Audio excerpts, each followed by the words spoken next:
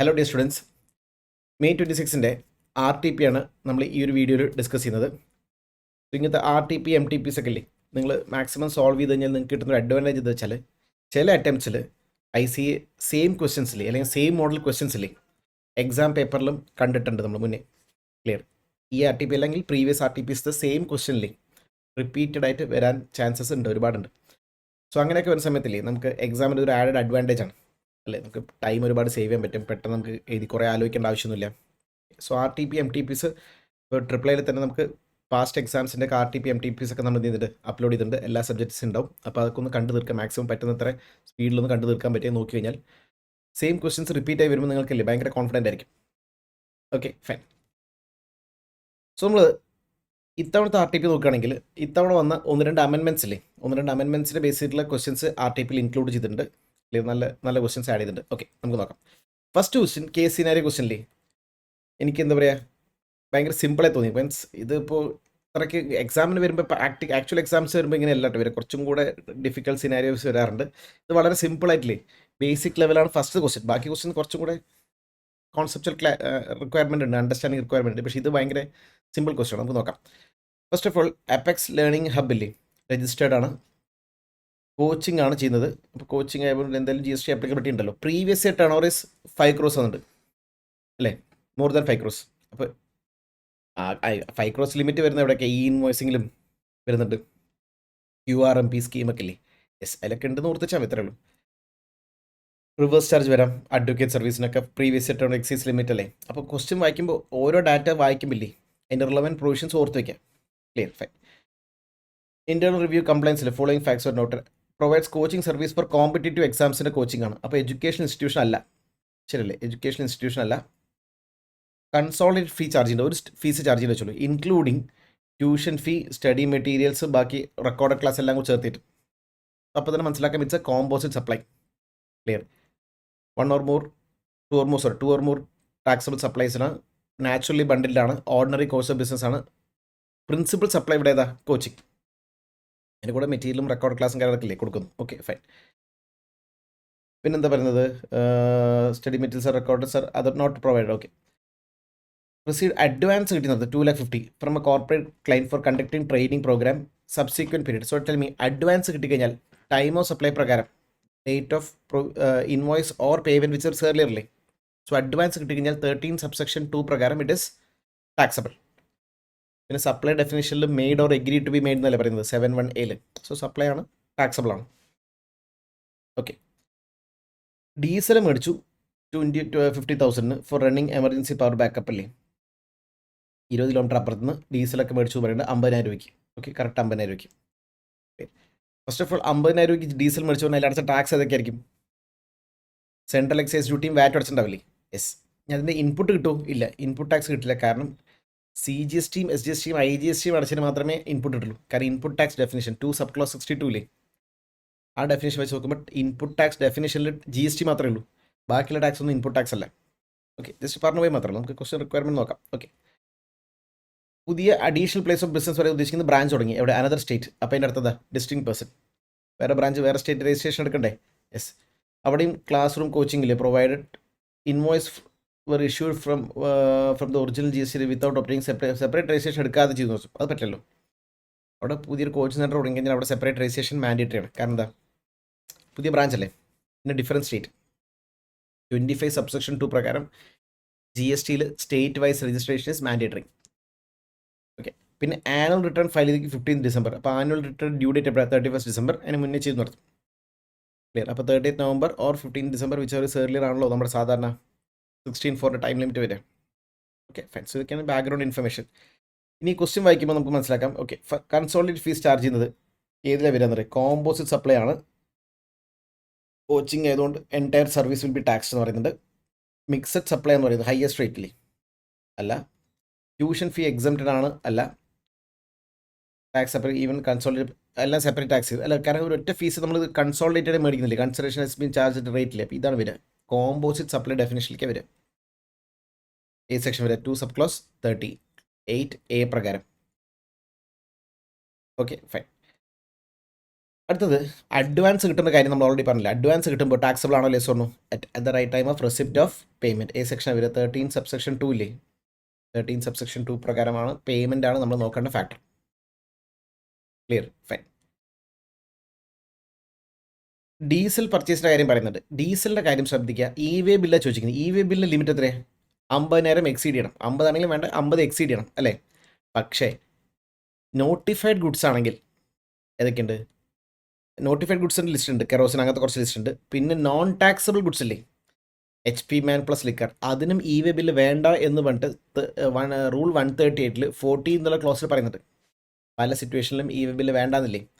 ആ വേണ്ട എന്ന് പറയുന്ന സിറ്റുവേഷനിൽ ഒരു സിറ്റുവേഷനാണ് നോൺ ടാക്സബിൾ ഗുഡ്സിൻ്റെ സപ്ലൈ ചെയ്യുകയാണെങ്കിൽ അതിന് ഇ വേ ബില്ല് വേണ്ട, കാരണം GST ഇല്ലല്ലോ. ക്ലിയർ. സോ ഇവിടെ required value is equal to 50 അല്ല, കൺസ്യൂമർ വാല്യൂ അല്ല, നോട്ട് റിക്വയർഡ് അല്ല, കൺസെപ്റ്റ് 50 കിലോമീറ്ററിന് റിക്വയർമെൻ്റ് ഒന്നുമില്ല. Note generate irrespective of value അറ്റോ, note required to be generate irrespective value. Correct. Value നോക്കുക വേണ്ട. 1 ലക്ഷം സാധനമാണെങ്കിലും HP മാനും ലിക്കറിനും ഇ വേ ബില്ല് എടുക്കേണ്ട ആവശ്യമില്ല. Okay, done.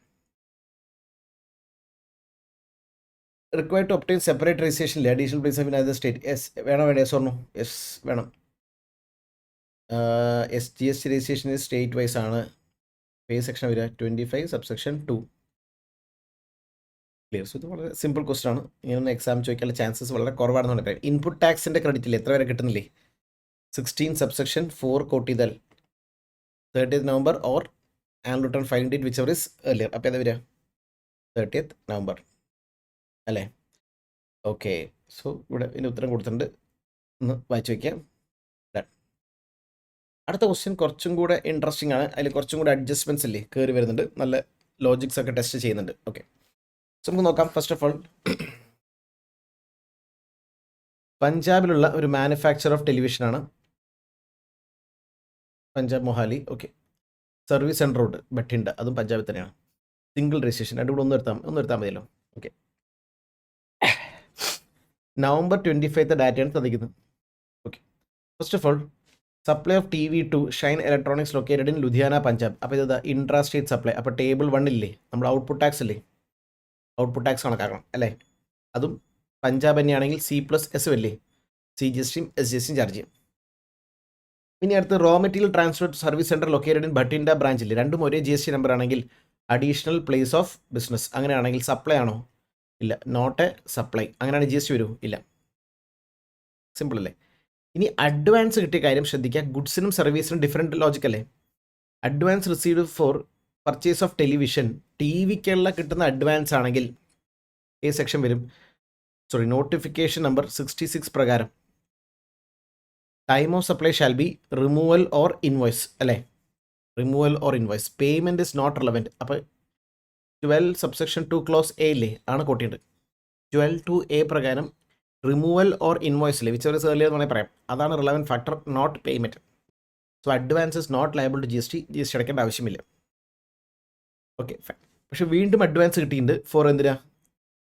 Annual maintenance charges പറയുമ്പോൾ സർവീസാണ്. ഓക്കെ. മറ്റേ TVയുടെ ഒക്കെ ഓപ്ഷണൽ ആയിട്ടുള്ള AMC ഇല്ലേ, AMCക്ക് കിട്ടുന്ന അഡ്വാൻസ് ആണെങ്കിൽ 13 സബ്സെക്ഷൻ 2 പ്രകാരം ടാക്സബിൾ ആണോ ലെസ് ഓർണോ? യെസ്, ടാക്സബിൾ ആണ്. C+S അടയ്ക്കണം. ഓക്കെ, അല്ല ഡൽഹി അല്ലേ വരില്ലേ? ഡൽഹി. അപ്പോൾ ഇത് IGST അടയ്ക്കണം. കറക്റ്റ് പ്ലേസ് നോക്കാം. ഓക്കെ, സർവീസസ് ഇൻട്രസ്റ്റേറ്റ് ആവും. Okay, fine. അടുത്തത് റോ മെറ്റീരിയൽ പർച്ചേസ് ഇല്ലേ 25 lakhs ഫ്രം ലുധിയാന പഞ്ചാബ്. അപ്പോൾ അത് ഇൻട്രാസ്റ്റേറ്റ് സപ്ലൈ അല്ലേ, ഇൻട്രാസ്റ്റേറ്റ് സപ്ലൈ. ഓക്കെ, പക്ഷേ ക്വസ്റ്റ്യൻ ഫുള്ള് വായിക്കണം. ഓക്കെ. Freight paid.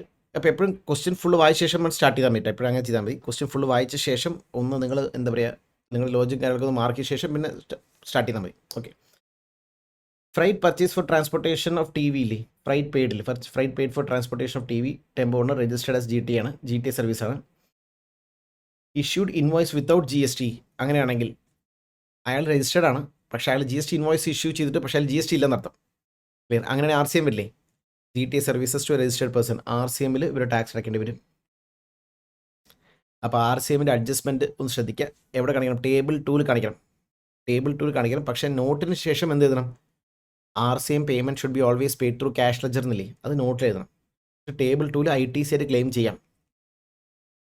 ക്ലിയർ. ഇത് നോട്ടിൽ വേണമെങ്കിൽ പോയിന്റ് എഴുതാം. Tax paid and reverse charge ഇല്ലേ, is eligible as ITC 2 sub clause 62 ഇല്ലേ, പ്രകാരം ITC ക്ലെയിം ചെയ്യാൻ പറ്റുന്നതാണ്. ക്ലിയർ. ഇനി paid rent of factory and service centre who is unregistered, ഇതും ശ്രദ്ധിക്കുക, ഇതും റിവേഴ്സ് ചാർജ് വരുന്ന കേസാണ്. എന്തായിരിക്കും? Renting of any building other than residential ബിൽഡിംഗിൽ, അതായത് കൊമേഴ്ഷ്യൽ ബിൽഡിംഗ് വാടക കൊടുക്കുന്ന ആക്ടിവിറ്റി വെച്ചുള്ളൂ. കൊമേഴ്ഷ്യൽ ബിൽഡിംഗ് വാടക കൊടുക്കുന്നവർക്ക് ടു രജിസ്റ്റേർഡ് പേഴ്സൺ ആണെങ്കിൽ രജിസ്റ്റേർഡ് പേഴ്സൺ RCM അടയ്ക്കണം. കൊമേഴ്ഷ്യൽ ബിൽഡിംഗ് വാടക കൊടുക്കുന്നത് രജിസ്റ്റേർഡ് പേഴ്സൺ ആണെങ്കിൽ രജിസ്റ്റേർഡ് പേഴ്സൺ RCM ടാക്സ് അടയ്ക്കും. സോ ടെൽ മീ, ഇവിടെ ഈ ഒരു കമ്പനിയില്ലേ, ഏതാ, നിവേദിത പ്രൈവറ്റ് ലിമിറ്റഡ് അല്ലേ, അവർ വേണം റിവേഴ്സ് ചാർജ് അടയ്ക്കാൻ. അപ്പോൾ ഇതും RCM ടേബിൾ 2 കാണിക്കണം. Then you can avail ITC. Okay അല്ലേ? യെസ്. ഇനി അടുത്ത സെക്യൂരിറ്റി സർവീസസ്, അതും എന്ത് വരും? RCM വരില്ലേ? ക്ലിയർ. അപ്പോൾ അതിൽ കണ്ടീഷൻ എന്താ? Supplier can be any person other than body corporate. ആർക്ക് വേണേ ആവാം, ബോഡി കോർപ്പറേറ്റ് അല്ലാതെ വേറെ ആര് വേണേ ആവാം. റെസിപ്പിയൻ്റ് ആയിരിക്കണം, രജിസ്റ്റേർഡ് ആയിരിക്കണം under section 9, other than TDS 51 പ്രകാരം രജിസ്റ്റേർഡ് ആണെങ്കിൽ വരില്ല, കോമ്പോസിഷൻ ഡീലറാണെങ്കിൽ വരിക, ആര്? റെസിപ്പിയൻ്റ്. പക്ഷെ ഇവിടെ ചോദ്യം നോക്കൂ, sole proprietary firm registered under composition scheme, അതെ, സപ്ലയർ കോമ്പോസിഷൻ സ്കീം എന്നാണ് പറയുന്നത്. ഭയങ്കര ബ്രില്യൻ്റ് ആയിട്ട് ആലോചിക്കും. സപ്ലയർ കോമ്പോസിഷൻ സ്കീം ആണെങ്കിലും റിലവൻ്റ് അല്ല, അത് നമ്മൾ നോക്കേണ്ട ആവശ്യമില്ല.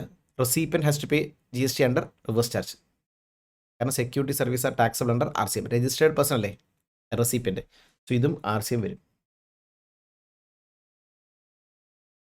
ക്ലിയർ ആയോ? Yes.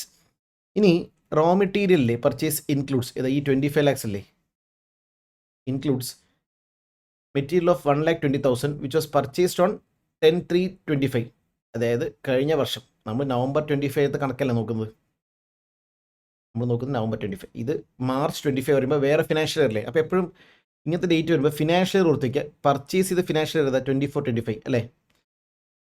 But the invoice was uploaded in GSTR 1 on 18/11/25 എന്ന് പറയുന്നത്. ക്ലിയർ. അപ്പോൾ അതിൻ്റെ നവംബറിലാണ് അതിൻ്റെ ITC ഇവർക്ക് വരുന്നിരിക്കുന്നത്. ക്ലിയർ. പക്ഷേ എന്താ പ്രശ്നം? ഒരു 2A 2Bയിലൊക്കെ എപ്പോഴാണ് വരിക? നവംബർ മാസത്തില്ലേ, നവംബർ ഡിസംബറിൽ ജനറേറ്റ് ചെയ്യുന്ന 2Bയിൽ ഇതൊക്കെ വരില്ലേ, കാരണം അപ്പോഴല്ലേ സപ്ലയർ ഫയൽ ഇരിക്കുന്നത്. യെസ്. പക്ഷെ താഴത്തെ ഇവിടെ വേറൊരു ഡാറ്റയും കൊടുത്തിട്ടുണ്ടാവും. Annual return was filed on October.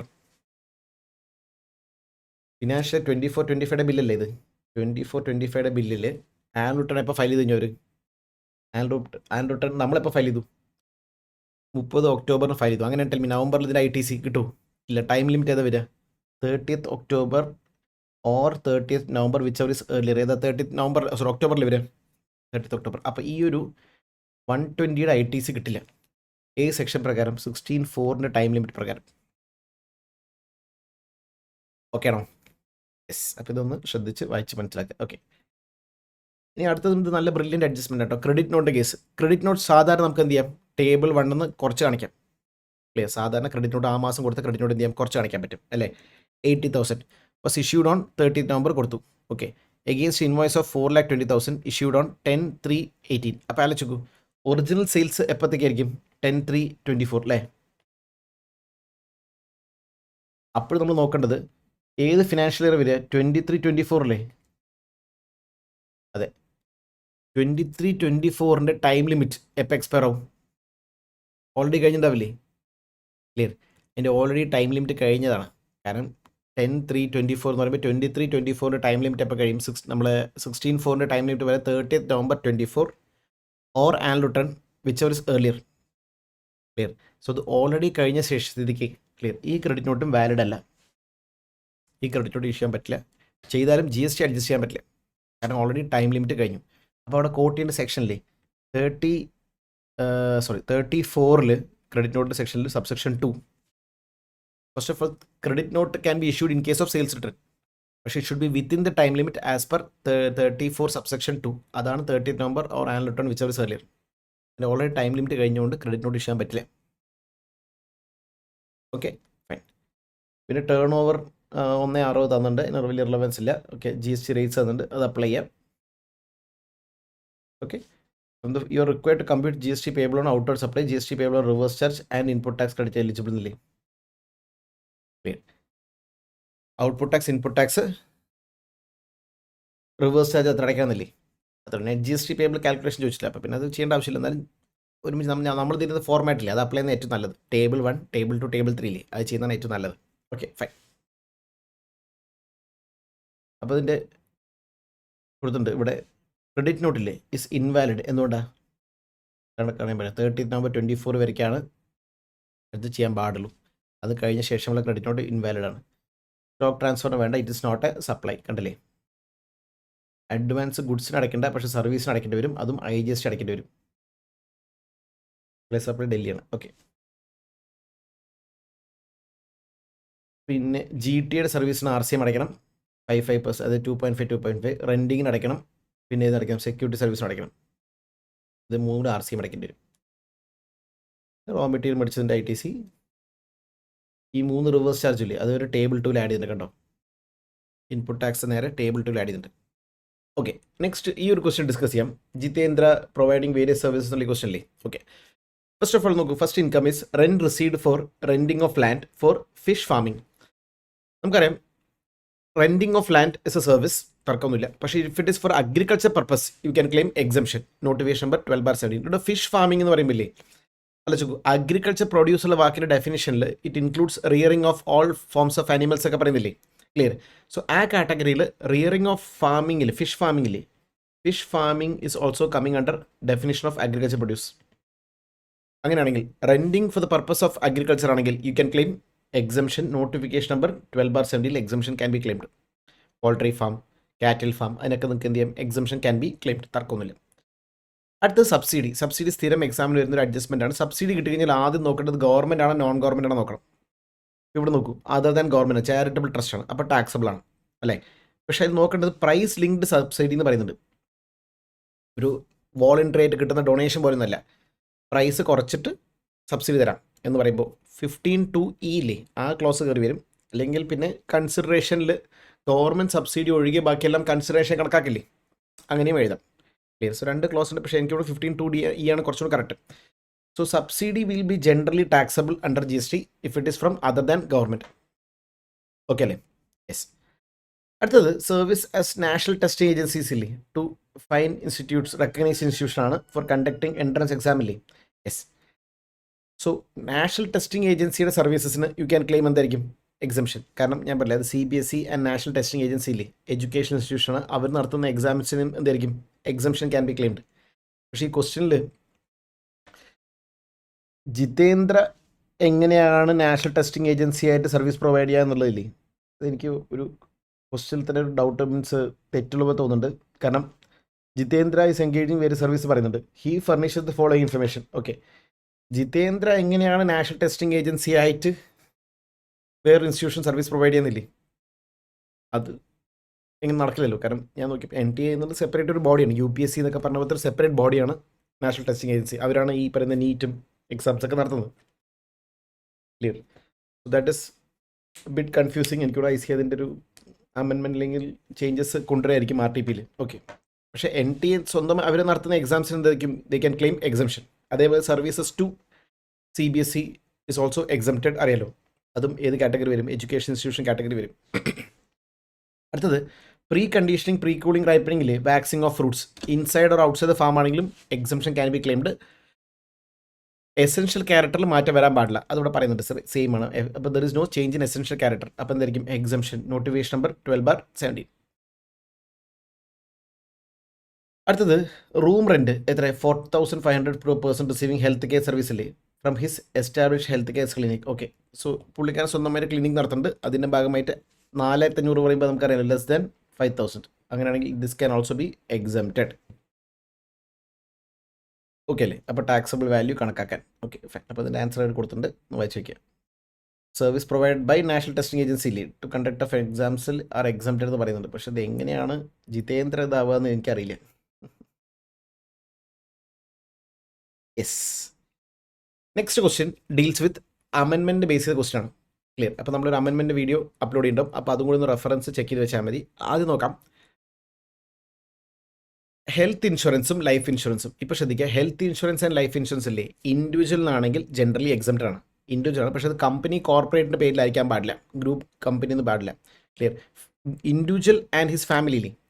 Okay, next service deal ചെയ്യുന്നത് അക്കോമഡേഷനുമായി ബന്ധപ്പെട്ടാണ്. അക്കോമഡേഷൻ ഇസ് ജനറലി ടാക്സബിൾ, പക്ഷേ അതിൽ എക്സംഷൻസ് കിട്ടണമെങ്കിൽ അല്ലേ, കണ്ടീഷൻസ് ഉണ്ട്. ഫോർ എക്സാമ്പിൾ ഇവിടെ കൊടുക്കുന്ന MBA സ്റ്റുഡൻസിന് വാടക കൊടുക്കുന്നു പറയുന്നത് and it is equal to 20,000 rupees per month. അങ്ങനെയാണെങ്കിൽ എക്സംഷൻ ഉണ്ട്, ശരിയല്ലേ? പക്ഷേ ഒരു കണ്ടീഷൻ കൂടി ഉണ്ട്, എന്തായിരിക്കണം?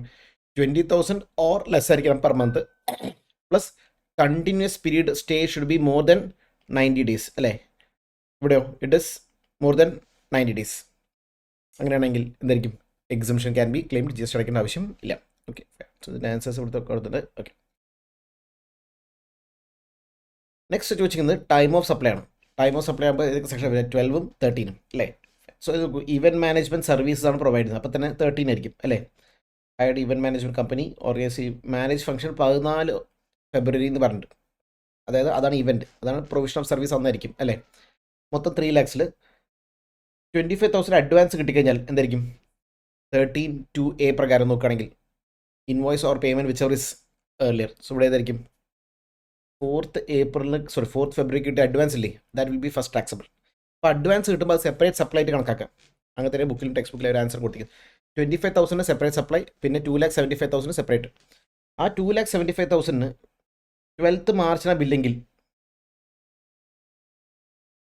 മീ 14th ഏപ്രിലിന് 12th മാർച്ച് വരുമ്പോൾ വിത്തിൻ 30 days അല്ലേ invoice. So invoice or payment which ever is earlier ഏതാ വരിക? Invoice.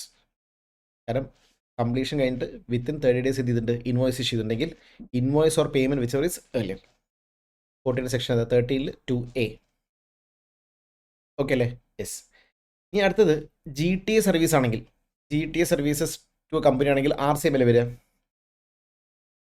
Receive GTA services. Okay, registered GTA on 1st January transport goods from this പ്ലേസിൽ issued invoice for 30,000 on 2nd January. Issued cheque ഇല്ലേ on 18th ഫെബ്രുവരിക്ക് payment ഇല്ലേ. So 13ൽ നമ്മൾ നോക്കേണ്ട, 13(3)ലാണ് reverse charge വരിക. അവിടെ നോക്കേണ്ട ഫാക്ടർ എന്താ? പേയ്മെൻ്റ് ഇല്ലേ ഇസ് മെയ്ഡ് വിത്തിൻ 60 days ആണോ അല്ലേ നോക്കണം. ക്ലിയർ? ഇവിടെ രജിസ്റ്റേർഡ് ആയതുകൊണ്ട് പിന്നെ RCM ഇൻവോയ്സിൻ്റെ ആവശ്യമില്ല. ക്ലിയർ? സോ രജിസ്റ്റേർഡ് കൂടെയാണ്, കണ്ടില്ലേ? ഇത് നോക്കേണ്ടത് invoice issued on 2nd January, 18th February within 30 days അകത്ത് ചെക്ക് ഇഷ്യൂ ചെയ്തു. അവർ ബാങ്കിൽ എൻ്റർ ആയത് 19th ശരിയല്ലേ? സോ ഡേറ്റ് ഓഫ് പേയ്മെൻറ്റ് എന്ന് പറയുമ്പോൾ book entry or bank entry which ever is earlier അങ്ങനെ തൽക്കാലം മനസ്സിലാക്കാം. അല്ലെങ്കിൽ date of credit in bank, ഇവിടെ പേയ്മെൻറ്റ് കൊടുക്കും, അപ്പോൾ date of debit in bank, payment പോയ ദിവസമില്ല, ചെക്ക് ഇഷ്യൂ ചെയ്ത ഡേറ്റ്, അല്ലെങ്കിൽ ബാങ്ക് അക്കൗണ്ടിൽ നിന്ന് പൈസ പോയ date which ever is earlier. Clear? Repeat one second. Payment should be made within 60 days. Payment നോക്കുന്ന 2 ഫാക്ടേഴ്സാണ്. ഒന്ന് നമ്മൾ ചെക്ക് ഇഷ്യൂ ചെയ്ത ഡേറ്റ്, അല്ലെങ്കിൽ നമ്മുടെ അക്കൗണ്ടിൽ ഡെബിറ്റ് ആയി പോയ ഡേറ്റ്. ഈ രണ്ടിടത്തിൽ which ever is earlier. So ഇതാ വരിക പേയ്മെൻറ്റ് 18th ഫെബ്രുവരി വരും, ശരിയല്ലേ? യെസ്. സോ 18th ഫെബ്രുവരി കണ്ടില്ലേ? Which ever is earlier. ഇനി ആ GTA അൺരജിസ്റ്റേർഡ് ആണെങ്കിൽ ഒരു ഫാക്ടർ കൂടി നോക്കണം. എന്ന് പറയും GTA അൺരജിസ്റ്റേർഡ് ആണെങ്കിൽ നമ്മൾ RCM ഇൻവോയ്സ് പ്രിപ്പയർ ചെയ്യില്ലേ, ആ ഡേറ്റ് കൂടെ നോക്കണം. കണ്ടോ? Date of issue of invoice by the recipient in case where supplier recipient is liable to issue invoice വരുമ്പോൾ സപ്ലയർ അൺരജിസ്റ്റേർഡ് ആണെങ്കിൽ RCM ഇൻവോയ്സിൻ്റെ കേസാണ്. Okay, yes. നെക്സ്റ്റ് ഇ-വേ ബില്ലുമായി ബന്ധപ്പെട്ട പോയിൻ്റാണ്. ഇ-വേ ബില്ല് ഇവിടെ നോക്കൂ. പാർട്ട് എ ഇല്ലേ, furnish by beta. Part A ഒരാൾ ഫില്ല് ചെയ്ത് വെച്ചോളൂ. Example alpha distributor supplies goods to beta. അപ്പോൾ റെസിപ്പിയൻ്റ് ഇത് പാർട്ട് എ ഫില്ല് ചെയ്തോ. റെസിപ്പിയൻ്റെ ട്രാൻസ്പോർട്ടേഷൻ ചെയ്ത് വെച്ചോളൂ. On 5th March 2 PM recipient generate ചെയ്ത് ഇ-വേ ബില്ല്. ഡെലിവറി നടക്കുന്നത് 7th March വെച്ചോളൂ. ഡീറ്റെയിൽസ് ഓഫ് ഇമെയിൽ അവൈലബിൾ ഒന്ന് immediate upon generation does not communicate the acceptance. അപ്പോൾ ഇവിടെ ചോദിക്കുന്നത് വെച്ചാൽ ഇ-വേ ബിൽ ജനറേറ്റ് ആയി കഴിഞ്ഞാൽ ആ ഏത് പാർട്ടിയാണോ ജനറേറ്റ് ചെയ്ത് അപ്പം തന്നെ റെസിപ്രോക്കൽ ഇല്ല, അപ്പുറത്തെ പാർട്ടിക്കില്ലേ, സപ്ലയർ ആണെങ്കിൽ റെസിപ്പിയൻ സപ്ലയർക്കില്ലേ, ഇത് ഓട്ടോമാറ്റിക്കലി ഇൻറ്റിമേഷൻ പോകും, കമ്മ്യൂണിക്കേഷൻ പോകും. ആ കമ്മ്യൂണിക്കേഷൻ വന്നു കഴിഞ്ഞാൽ നമുക്ക് അക്സെപ്റ്റ് ചെയ്യാം അല്ലെങ്കിൽ റിജക്റ്റ് ചെയ്യാം. അതിന് സമയപരിധി ഉണ്ട്, എത്ര? 72 hours from the time it is made available. അപ്പോൾ ഇവിടുന്ന് 5th March ഇത് മെയ്ഡ് അവൈലബിൾ ആക്കുക. അവിടെ നിന്ന് 72 hours ടൈം ഉണ്ട്. Or date of delivery of goods which ever is earlier. So ഇവിടെ കണ്ടേ ഒരു ആൻസർ കൊടുത്തതിൽ 72 hours ടൈം ഉണ്ട്. Or date time of delivery ഈ രണ്ടിടത്തിൽ വിച്ച് എവർ ഇസ് ഏർലിയർ. അപ്പോൾ 7th March ഏർലിയർ വരിക. ആ ഡേറ്റിനകത്താണ് നിങ്ങൾ റിജക്റ്റ് ചെയ്യാനുള്ള ടൈം നിങ്ങൾക്കുള്ളൂ. അതിന് മുന്നേ റിജക്റ്റ് ചെയ്യണമായിരുന്നു. സോ അതിൻ്റെ ടൈം ലിമിറ്റുമായി ബന്ധപ്പെട്ട ക്വസ്റ്റ്യൻസ് ആണ്. What happens if there is no communication വെച്ചോളൂ. റെസിപ്പിയൻറ്റും സപ്ലയറും തമ്മിലേ മെസ്സേജ് വന്ന ശേഷം റിപ്ലൈ ഒന്നും ഇല്ലെങ്കിൽ ഡീംഡ് ആസ് അക്സെപ്റ്റഡ്, ആ ടൈം ലിമിറ്റ് കഴിഞ്ഞാൽ. ജസ്റ്റ് വായിച്ചു വെച്ചാൽ മതി. ഓക്കെ, സോ ഇത്രയുമാണ് ഇതിൽ RTPയിൽ ചോദിച്ചിരിക്കുന്ന ക്വസ്റ്റ്യൻസ്. ക്ലിയർ. അപ്പോൾ ഇതിൽ ഇത്തവണ ഞാൻ പറഞ്ഞില്ലേ, ഇതിൽ ഹെൽത്ത് ഇൻഷുറൻസുമായി ബന്ധപ്പെട്ട ക്വസ്റ്റ്യൻ പുതിയ അമെൻമെൻറ്റിനെ ബേസ് ചെയ്തിട്ടുള്ള സംഭവമാണ്. അതൊന്നൊരു ചോദ്യം എന്തായാലും എക്സാമിന് വരാം. ക്ലിയർ. ബാക്കിയൊക്കെ ബേസിക്കലി സിമ്പിൾ ക്വസ്റ്റ്യൻസ് ആണ്. ഇതിൽ ഒരു ഫാക്ടർ ശ്രദ്ധിച്ചിരിക്കുന്നത് ടൈം ലിമിറ്റ് ഇല്ലേ, 16(4) ടൈം ലിമിറ്റും നിങ്ങൾ section 34 subsection 2 credit note time limit ഇല്ലേ, അതും കൂടി ലിങ്ക് ചെയ്തിട്ടുള്ള ക്വസ്റ്റ്യൻ ഉണ്ട്. അത് നല്ല രസമായിട്ട് തോന്നി. മീൻസ് അത് കുറച്ച് ഇൻട്രസ്റ്റിംഗ് ആണ്. ഫസ്റ്റ് ടൈം എനിക്കൊന്ന് കാണുന്നത്. ബാക്കിയെല്ലാം നമുക്ക് നോർമലി കാണുന്ന രീതിക്ക് തന്നെ മെത്തഡോളജിനെ ബാക്കിയെല്ലാ ക്വസ്റ്റ്യൻസ് ഉള്ളത്. ഓക്കെ, സോ ഒന്ന് വായിച്ച് വയ്ക്കാം. ഓക്കെ.